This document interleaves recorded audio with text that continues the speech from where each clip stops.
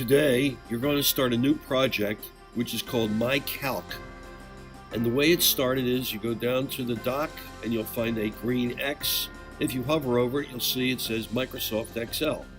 Click on that, and then this will have a green border around it. And so you come down to the bottom right corner in here and click Create. This will open up a brand new spreadsheet.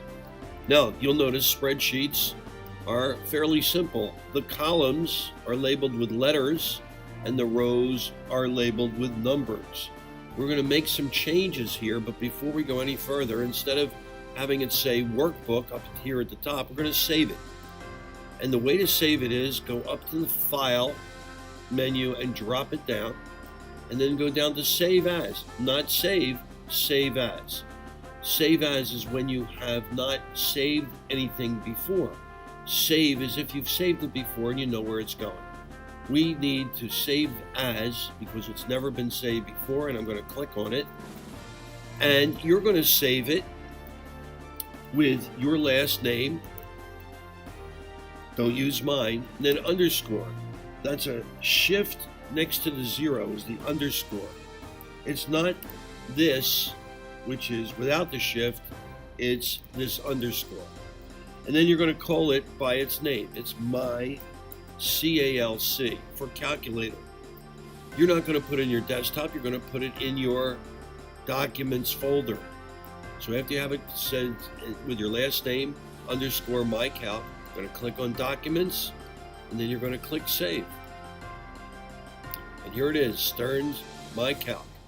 Perfect. Now, if you'll notice that the cursor right now is sort of a three-dimensional cross. But anytime you move a cursor in Excel, it changes. If I go up to here, it changes to a down arrow.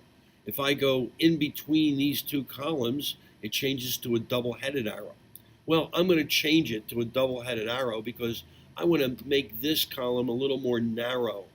So I'm going to go right between A and B, and I'm going to click, and it says 10 in width.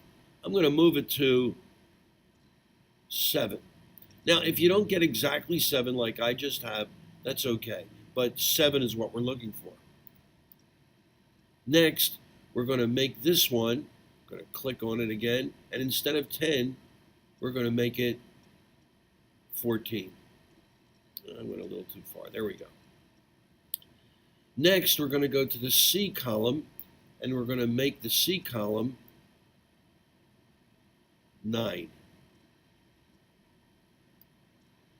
Then we're going to go to the D column, which we're going to make the same as the B column, and the B column was 14, so we're going to make the D column 14 as well.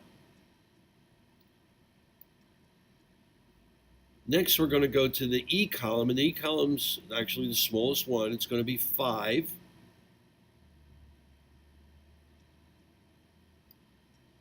And the F column, which is going to be the largest one, and it's going to be 20. Now, at this point, you're going to have to save because you've made some great changes. So now you don't have to go to Save As. You only have to go to Save, and it will go with the name that we gave it, Stern My Calc, and we'll go to your Documents folder like it did before. If you click Save As by an accident, it will give you this, and then you're going to click Save again, and it's going to tell you, do you want to replace it? You've already saved it. Well, you probably do want to replace it, but don't do that way. I'm going to cancel it. All you have to do is go to File and Save. Notice there's a shortcut. If you hold down the Command key and then touch the S, it will also save. So I'm going to click it, and it's saved.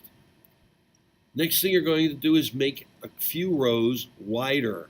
So I'm going to row 6, and I'm going to go between rows 6 and 7, and I'm going to click. Right now it's 16. I'm going to make it much wider. I'm going to make it 70. Then I'm going to go between the 8 and the 9. I'm going to make it 70. Then I'm going to go to between 10 and 11, make it 70. And finally, I'm going to go between 12 and 13 and make it 70 also. Now I'm finished with my formatting. I can even make this whole thing a little smaller because I'm not going to need past the F column. And that's how you'll then save, and you'll be ready for the next video.